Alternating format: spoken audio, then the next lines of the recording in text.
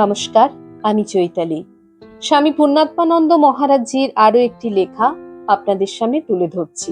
তিনি লিখেছেন, একদিন বেলা 11টা নাগাদ একজন রিকশাওয়ালা এসে একটি বই কিনতে চাইল। বইটির নাম সে বলতে পারল না, শুধু বলল, এইমাত্র একজন ভদ্রমহিলা আপনাদের এখান থেকেই একটা বই কিনে আমার রিকশায় উঠেছিলেন। তাকে তার গন্তব্যস্থলে পৌঁছে দিয়েই আমি এখানে এসেছি সেই বইখানা কিনতে। বইটির ওপরে একজন মহিলার শুধু মুখখানির বড় ছবি আছে। বইটির নাম কি আমি জানি না। লোকটিকে শতরূপে সারদা বইটি দেখিয়ে জিজ্ঞাসা করা হলো সে এই বইটি খুঁজছে কিনা।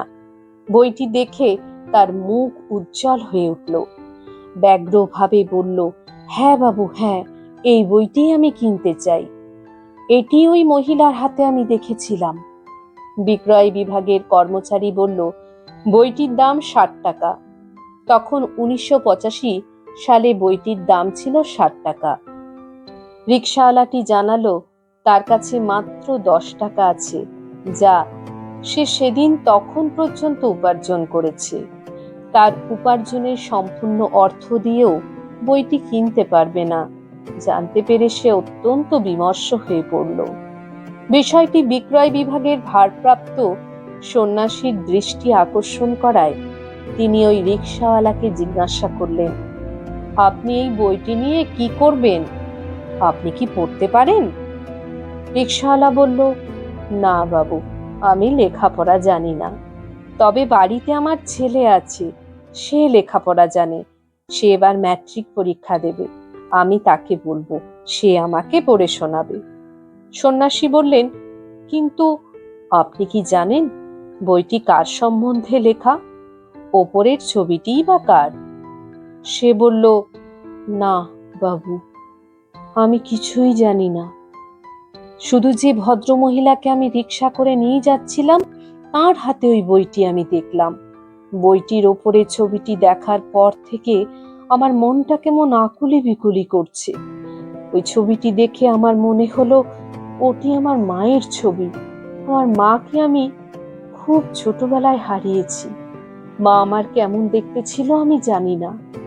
আমার মনে হলো ওই আমার মা, ওটি আমার নিজের মায়ের ছবি। তাই ভদ্রমহিলাকে নামিয়ে দিয়েই আমি এখানে ছুটে এসেছি বইটি কিনবো বলে। কিন্তু বইটির দাম 60 টাকা, আমার আছে মাত্র 10 টাকা। বলতে বলতে লোকটি ঝরঝর করে কেঁদে ফেলল।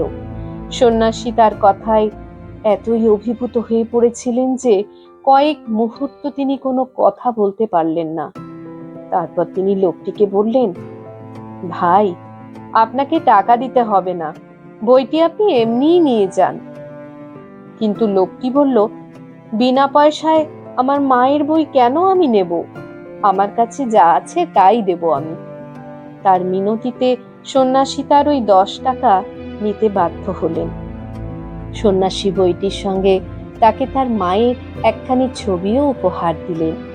বই ও ছবি পেয়ে লোকটির মুখে আনন্দ যেন উপচে পড়ল। তার দু চোখ বেয়ে নামতে লাগলো অবিরল ধারা। জয় মা।